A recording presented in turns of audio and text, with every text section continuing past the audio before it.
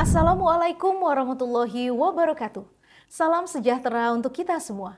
Perkenalkan, saya Berlintina Permatasari, dosen program studi S1 Manajemen Fakultas Ekonomi dan Bisnis Universitas Teknokrat Indonesia dengan NIDN 02 15 02 8706 dan NUPTK 254 776 566 623 0272.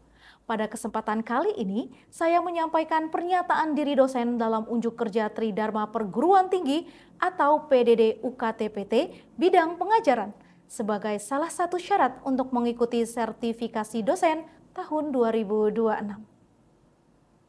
Pada pengajaran kali ini, saya akan menjabarkan salah satu mata kuliah yang saya ampu, yaitu Manajemen Pemasaran Digital dengan materi Analisis Pasar Online, Lingkungan Mikro dan Identifikasi Kebutuhan serta Tujuan UMKM dalam Pemasaran Digital. Mata kuliah ini terdiri dari 4 SKS yang merupakan mata kuliah wajib untuk mahasiswa semester 5 pada kurikulum program studi S1 Manajemen. Mata kuliah ini mengkaji konsep pemasaran digital sebagai bagian dari seperangkat konsep dan teori yang lebih besar dalam disiplin pemasaran, dengan mengoptimalkan teknologi digital interaktif seperti media sosial, marketplace, video interaktif, dan podcast. Mata kuliah ini mencakup pengetahuan dan keterampilan terapan tentang dasar-dasar pemasaran digital, pengembangan strategi pemasaran digital, dan implikasi serta praktik pemasaran digital. Mata kuliah ini memiliki capaian pembelajaran lulusan atau CPL, yaitu CP02 mampu berkomunikasi secara lisan maupun tulisan untuk mendukung bidang keahliannya. CP06 mampu menerapkan pengetahuan, konsep, fungsi, serta analisis fundamental bidang manajemen yang mencangkup pemasaran, sumber daya manusia, keuangan, dan kewirausahaan. Selanjutnya, CP07 mampu menganalisis, menginterpretasi, dan mengaplikasikan teknologi dan informasi di berbagai jenis organisasi di bidang pemasaran, manajemen sumber daya manusia, dan keuangan. CP08 mampu menyusun, menganalisis, dan menginterpretasi serta mengambil keputusan terkait permasalahan di bidang keuangan, pemasaran, dan sumber daya manusia. Adapun capaian pembelajaran mata kuliah atau CPMK untuk mata kuliah ini antara lain CPMK 0204, mahasiswa mampu menganalisis penggunaan teknologi informasi dan komunikasi dalam berbagai konteks bidang keahliannya, serta mengidentifikasi area untuk perbaikan atau pengembangan. CPMK 0604, mahasiswa mampu untuk merancang dan mengimplementasikan berbagai aspek manajemen, mulai dari pengembangan model bisnis baru hingga pengelolaan sumber daya manusia. Selanjutnya, CPMK 0703, mahasiswa mampu merancang strategi pemasaran digital menggunakan berbagai platform media sosial dan mengukur efektivitasnya. CPMK 0804, mahasiswa mampu merancang strategi pemasaran digital yang efektif untuk meningkatkan kesadaran merek dan penjualan produk baru. Perkuliahan ini dilaksanakan secara offline dan berbasis teori di ruang kelas Universitas Teknokrat Indonesia. Referensi yang digunakan dalam mata kuliah ini berasal dari buku nasional dan internasional, yaitu buku digital marketing yang saya kembangkan bersama tim, dan yang kedua buku digital marketing oleh CV Antim tahun 2019. Metode pembelajaran yang saya gunakan adalah DIA, yaitu Delivery Interaction Assessment, yaitu metode pengajaran yang bertujuan untuk meningkatkan efektivitas pembelajaran dengan memfokuskan pada 3 aspek penting, antara lain penyampaian materi, interaksi dengan mahasiswa, dan penilaian hasil belajar. Selanjutnya, penjabaran metode dan bentuk evaluasi pembelajaran yang saya gunakan sebagai berikut. Metode ceramah dilakukan sebagai brainstorming materi perkuliahan dengan bobot 25%. Metode diskusi dilakukan setelah brainstorming dengan bobot 15%, di mana mahasiswa akan mendiskusikan pemahaman terhadap materi perkuliahan. Selanjutnya, Metode post-test diberikan sebagai metode evaluasi dari pembelajaran yang telah dilakukan dengan bobot 20%, lalu metode penugasan mandiri merupakan kegiatan pendalaman atau eksplorasi materi dengan memberikan studi kasus untuk diselesaikan dengan bobot 40%. Dalam menunjang pembelajaran yang interaktif, interaksi perkuliahan meliputi dua hal. Yang pertama, konsultasi materi perkuliahan, dan yang kedua adalah konsultasi tugas. Kedua interaksi tersebut dapat dilakukan saat pembelajaran berlangsung atau di luar pembelajaran, di mana hal ini akan memanfaatkan WhatsApp grup kelas. Sistem penilaian mata kuliah ini terdiri dari dua jenis, yaitu komponen penilaian dan penilaian akhir mutu. Komponen penilaian terdiri dari tugas 30%, kuis 20%, UTS 25%, dan UAS 25%. Penilaian akhir mutu dilakukan dengan skala jika nilai lebih dari 90 maka huruf mutu adalah A, nilai 80 sampai dengan 89 huruf mutu adalah B, nilai 70 sampai 79 huruf mutu adalah C, nilai 60 sampai 69 huruf mutu D, dan nilai kurang dari 60 huruf mutu E. Selanjutnya, saya akan menampilkan rekaman perkuliahan secara asinkronus untuk mata kuliah Manajemen Pemasaran Digital yang saya ampuh. Selamat menyaksikan. Assalamualaikum warahmatullahi wabarakatuh.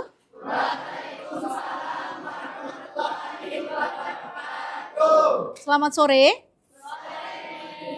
Salam sejahtera untuk kita semua. Bagaimana kabarnya rekan-rekan mahasiswa? Oke, alhamdulillah ya, mudah-mudahan kita selalu sehat dan siap untuk mengikuti perkuliahan kita hari ini, begitu ya. Oke, baik. Sebelum kita mulai perkuliahan kita di sore hari ini, terlebih dahulu kita berdoa ya, agar apa yang akan kalian peroleh dan saya berikan hari ini, Allah selalu meridhoi ya. Berdoa dimulai. Baik, berdoa selesai. Jadi untuk hari ini sebelum saya masuk ke materi, terlebih dahulu saya akan memberikan daftar presensi. Silakan rekan-rekan untuk mengisi daftar hadir hari ini sesuai nama dan juga kolom tanggalnya. Diperhatikan dengan baik, namanya apakah sudah benar, NPM-nya apakah sudah benar. Begitu ya, jika memang terjadi kesalahan nanti bisa melapor ke saya di akhir perkuliahan. Oke, silakan. Oke, baik. Hari ini kita akan belajar materi yang berbeda lagi setelah minggu lalu ya. Kita belajar soal konsep manajemen pemasaran digital. Gitu ya, kita akan melanjutkan materi hari ini. Tetapi sebelum saya berlanjut, saya mau merefresh ingatan rekan-rekan mahasiswa dulu. Gitu ya, terkait dengan materi kita yang minggu lalu. Mudah-mudahan masih ingat agar materi hari ini yang saya berikan juga masih ada hubungannya gitu dengan materi yang sebelumnya, gitu ya, yaitu mengenai konsep pemasaran digital. Nah, sederhana saja pertanyaan saya. Apa itu konsep pemasaran digital? Siapa yang mau menjawab? Silakan. Oh, oke, silakan. Nama saya Masyila Regina. Konsep pemasaran digital adalah cara perusahaan memanfaatkan teknologi digital seperti media sosial, website, dan marketplace untuk memperkenalkan produk, berinteraksi dengan pelanggan, membangun kepercayaan, hingga mendorong terjadinya pembelian. Oke, lengkap ya. Kasih pause dulu untuk teman-temannya dong. Oke, udah lengkap ya. Jadi konsep pemasaran digital adalah di mana kita menggunakan platform ya, dalam hal ini bisa social commerce, bisa marketplace untuk media ya. Kita dalam berpromosi atau dalam hal ini berjualan. Simpelnya seperti itu ya. Oke. Nah, sebelum saya masuk juga ke materi hari ini, saya mau memperlihatkan gambar ya di depan. Jadi saya ingatkan sekali lagi bahwa pertemuan kita yang kedua ini masih memiliki referensi dari buku yang ada di depan. Buku yang pertama ini adalah buku yang saya kembangkan bersama tim, ya, yaitu buku digital marketing. Ini menjadi buku referensi utama kita, dan buku pendukungnya yang sudah berikan, ya, soft copy-nya terkait dengan digital marketing oleh Chevy Antim di tahun 2019 ya. Jadi jangan lupa bahwa inilah yang menjadi rujukan kita di mata kuliah ini selama 1 semester. Oke, nah sebelum saya mulai gitu ya, saya mau memperlihatkan gambar di depan. Of course ya, pada tahu ya logo-logo yang ada di depan ini ya. Oke, saya mau tanya dulu. Siapa yang hari ini sudah membuka ya salah satu aplikasi yang ada di depan? Raise your hand. Just raise your hand. I just want to know. Yang lebih tinggi? Hanya beberapa, yakin? Oke. Oke, jadi udah banyak ya. Udah banyak yang buka aplikasi yang ada di depan. Oke. Dua aplikasi ini, Shopee dan Tokopedia, ya, itu adalah e-commerce. Sedangkan TikTok Shop is social commerce because it's based on media sosial ya. Tapi media sosialnya digunakan untuk berjualan gitu. Tetapi semuanya ini sebutannya adalah market. Udah belanja aja hebat ya. Oke. Nah, kalau kita misalnya hari ini buka atau cari gitu ya tentang sepatu, pasti tuh besoknya iklan-iklan tentang sepatu muncul, benar? Menurut kalian itu kenapa?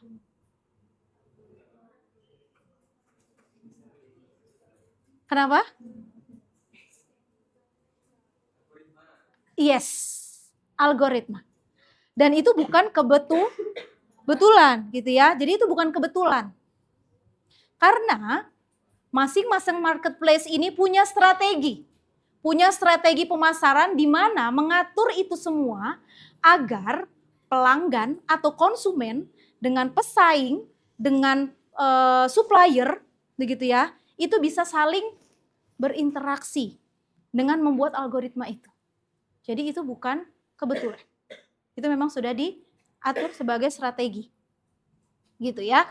Nah, jadi hari ini kita akan mempelajari lebih detail lagi bagaimana hubungan gitu ya kalian sebagai konsumen ya dengan pesaing kalau bagi perusahaan dan juga supplier dan juga media digital yang ada di dalamnya, yaitu di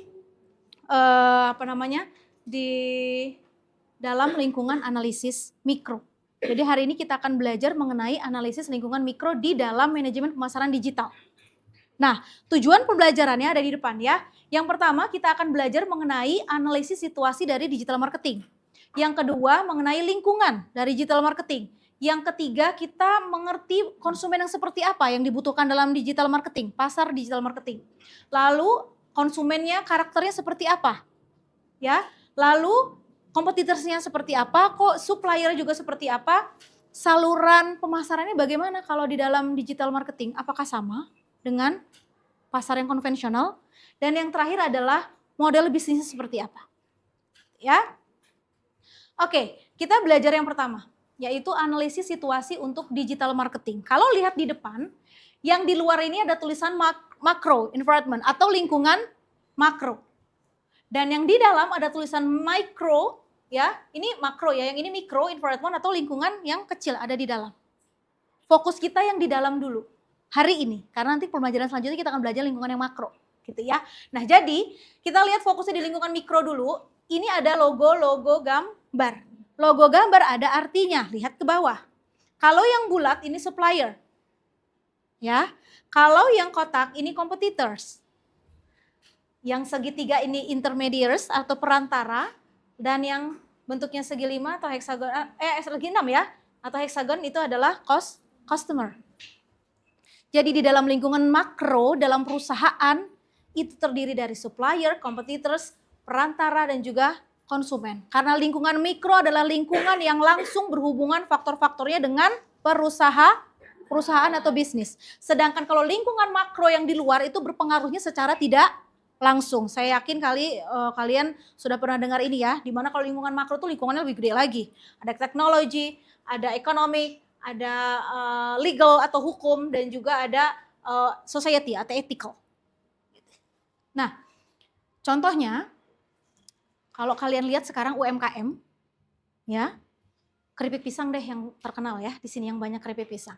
Itu dijualan di Instagram, gitu ya, dengan foto produk, video yang bagus, gitu ya. Akhirnya apa? Naik kelas nggak? Naik kelas ya, dengan menggunakan apa? Teknologi. sekarang kalau saya tanya ke kalian. Sekarang lagi musim ya, kopi kekinian ya, usaha itu ya, kopi semuanya ya. Apalagi di Lampung memang terkenal dengan industri kopi. Kalau kalian dapat kesempatan jualan kopi, gitu ya, saluran media yang mana yang mau kalian gunakan sebagai media promosi kalian? Media digital ya. Terus? Itu ya. Oke, nah jangan tertawa mengenai Facebook, nanti misalkan cerita seperti apa ya. Oke, kita lanjut dulu. Nah, untuk mengetahui seperti apa kita menggunakan saluran media digital, kita harus kenal ini dulu. Segmentasi konsumennya dulu kita harus tahu. Laki-laki, perempuan, tua, muda, tahu dulu. Ya kan? Terus baru kita cari perantaranya. Seperti apa? Perlu nggak influencer untuk jualan kita? Misalnya gitu ya, karena influencer itu bisa menjadi seseorang yang memiliki jangkauan yang luas untuk menginformasikan dan mengajak konsumen untuk itu dia. Ya.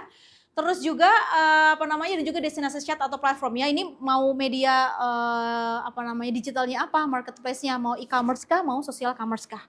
Gitu ya, karena sekarang udah banyak banget pilihannya gitu ya. Oke. Nah, selanjutnya adalah karakteristik si konsumen yang saya bilang tadi itu berdasarkan demografi. Demografi itu bisa di jenis kelamin, usia, yang saya bilang gitu ya. Terus juga ada psikologinya dan juga ada perilakunya. Nanti ada mata kuliah sendiri itu perilaku konsumen. Believe it or not, pemasaran itu masih beririsan dengan psikologi. Jadi kalau kita belanja sesuatu itu bukan hanya karena kita ada uang, tapi dari sisi psikologinya ada juga. Gitu ya, kalau kalian kenal dengan istilah impulse buying, ya sebenarnya nggak pengen beli, akhirnya belanja gitu kan. Nah, that's a part of psychology, but we don't have to bahas hari ini gitu ya. Ada social media, terus juga ada persona sama buying process ya. Nah, jadi dalam proses ini itu nggak langsung seseorang itu beli produk.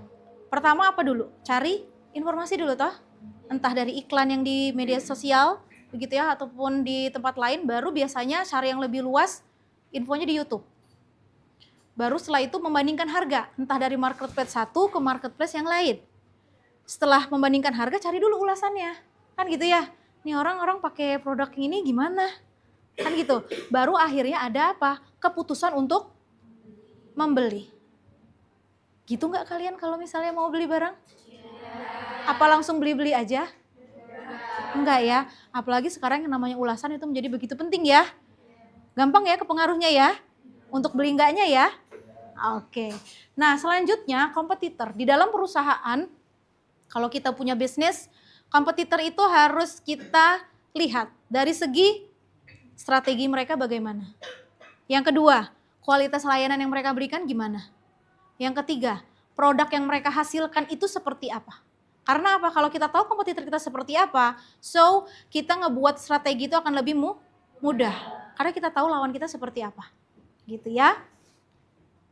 Nah, selanjutnya supplier. Ini juga menjadi penting di dalam sebuah lingkungan mikro. Kenapa? Karena supplier untuk penyedia bahan baku. Jangan ragu-ragu bahan baku. Terus juga ada lagi juga untuk penyedia apa? Layanan apa? Jasa. Ya, jadi itu menjadi begitu penting di dalam lingkungan mikro karena berhubungan langsung dengan perusahaan ya. Nah, selanjutnya adalah saluran. Saluran untuk media. Teknologi itu berbeda. Ya, berbeda. Kenapa berbeda? Karena ketika kita menggunakan teknologi, produsen tidak harus ke distributor atau produsen tidak harus punya toko fisik untuk ketemu. Contohnya TikTok Shop, bener? UMKM sekarang nggak perlu punya toko fisik, jualan di TikTok Shop, dapat profit. Bener apa bener? Bener. Gitu ya. Nah, itu fenomena yang disebut disintermediation. Atau apa? Ada pengurangan perantara sehingga barang itu bisa sampai ke konsumen dengan cepat dengan adanya Ada nggak Miss UMKM yang nggak melek digital? Ada nggak? Banyak. Yang masih belum tersentuh digital, yang belum tahu mudahnya kalau pakai. Nah, ini adalah modelnya ya. model untuk bisnis. Jadi ini seperti bisnis model canvas. Nanti mungkin kalian di semester yang lalu sudah pernah dapat bisnis model canvas, jadi kurang lebih seperti ini. Tetapi yang berbeda adalah di dalam e-commerce itu kita harus tahu dulu nilai apa yang mau kita ciptakan. Oke, lalu yang kedua adalah kualitasnya seperti apa mau kita sampaikan pada konsumen. Terus juga mau nggak mau target kita adalah untuk menghasilkan pendapatan. Agar apa endingnya? Operasional tetap terus. Itu dia. Ya, jadi intinya seperti itu. Oke. Nah, sebelum saya ke kesimpulan gitu ya. Ada yang mau bertanya? Silahkan. Dari sebelah sini dulu ya. Sebelah kanan saya ya. Oke, silahkan. Siapa? Oke. Perkenalkan, nama saya Aziz Sari. Jadi pertanyaannya, apa perbedaan lingkungan makro dan lingkungan mikro dalam digital marketing? Oke, ini yang saya sampaikan di awal tadi ya. Karena hari ini kita belajar mikro, insya Allah minggu depan kita belajar makro gitu ya. Jadi kalau mikro tadi ada apa aja? Konsumen. Terus pesaing. Terus apa lagi? Supplier. Yang terakhir ada apa lagi? Saluran media atau? Yes, perantara. Jadi itu yang faktor-faktor berpengaruh langsung terhadap perusahaan atau bisnis. Sedangkan kalau makro yang gede tadi ada apa aja? Teknologi. Terus sosial. Nah itu biasanya berpengaruhnya nggak langsung kepada bisnis. Gitu ya, bisa dipahami? Oke. Selanjutnya silakan yang dari sebelah sini mau tanya. Oke, yang belakang dulu ya. Oke. Sebelumnya izin memperkenalkan diri, nama saya Keisha Ayu Adila Putri. Jadi pertanyaannya, mengapa perusahaan harus menganalisis lingkungan mikro sebelum melakukan promosi? Oke, pertanyaan yang bagus sekali ya. Kenapa kok mikro dulu yang harus dianalisis gitu ya? Gini, konsumen ya itu berhadapan dengan kompetitornya itu adalah pesaingnya harga-harga ya. Dalam artian di toko A beda, toko B beda gitu ya. Sedangkan kalau perusahaan itu adalah si kompetitor yang ngebuat harga itu gitu ya. Kenapa harus mikro dulu? Karena itu yang berdampak langsung terhadap perusahaan. Kalau kita salah strategi, misalnya nih kita nggak mapping, kita mau buka usaha, kita nggak mapping nih ayam geprek aja. Kita nggak mapping, kiri kanan kita udah buat nih ayam geprek, usaha, kita buat juga. Tapi kita nggak punya strategi apapun, sama aja kayak mereka. Ada nggak yang mau datang ke usaha kita? Karena kita nggak lihat kompetitor kita siapa dan jualan apa sekitar kita. Ya, nanti kan ada masanya ya buat usaha sendiri ya di mata kuliah pemasaran lainnya gitu ya buat usaha. Kalau ke mata kuliah ini kita berkenan dengan UMKM gitu ya. Jadi demikian, bisa dipahami? Oke, tadi pertanyaan berikutnya yang terakhir ya. Saya Zara, yang bertanya Miss. Ya gimana Zara? Kenapa ulasan pelanggan sangat berpengaruh di marketplace? Nah ini dia. Ini yang membedakan kalau kita belanja di marketplace dengan kita belanja secara langsung. Benar? Ada ulasan. Ada apa aja ulasan itu sih kalau kalian tahu? Pertama ada apa yang kalian tahu? Ada bintang-bintang? Yes. Rating. Terus ada apa lagi selain rating? Itu dia, komentar. Ya, dua hal ini kalau ada bagus, itu berarti buat kalian percaya nggak? Percaya. Kalau toko itu memang barangnya bagus dan bisa beli. Apalagi bisa repeat order. Kalau pelayanannya juga bagus. Jadi ulasan itu untuk sekarang ini penting gitu ya. Tapi ada ininya juga kan ya, jangan lebih cepat jarimu dari. Oke, itu dia ya.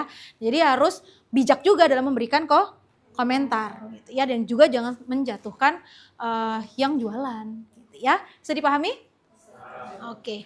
Nah, jadi sebelum saya ke tugas untuk minggu depan, kesimpulan dari materi hari ini adalah di mana kalau kita mau buka bisnis gitu ya secara digital, yang kita harus perhatikan benar selain promosi adalah aspek-aspek mikronya. Karena hal tersebut yang memang benar-benar bisa membuat sebuah usaha itu baik ke depannya. Karena apa? Bisa merancang strategi pemasaran digitalnya gitu ya.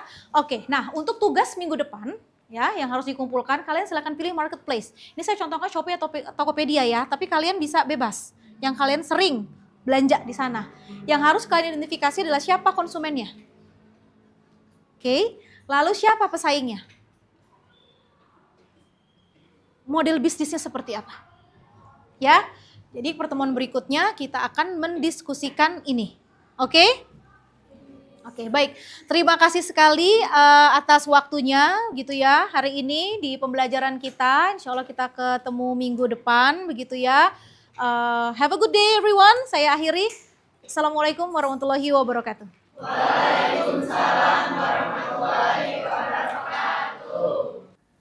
Demikian video pembelajaran dosen ini saya sampaikan sebagai gambaran komitmen dan kontribusi saya dalam melaksanakan Tridharma Perguruan Tinggi. Terima kasih atas perhatian yang diberikan. Wassalamualaikum warahmatullahi wabarakatuh.